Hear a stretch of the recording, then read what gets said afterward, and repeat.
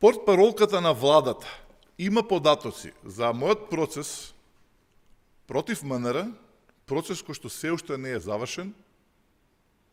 Он имаше податоци за тоа каква е пресудата. Значи, јас пресудата не ја дознав од адвокатите, не ја дознав од судот, туку ја дознав од владата на нашата држава, која што ги има податоците не само за предметот, туку каков е и текот на самиот процес. Ова се зборовите. Само немојте како изгубената жалба против председателката Силјановска. Односно, моите информации, ја цитирам портпаролката, говорат дека ви е изгубена жалбата.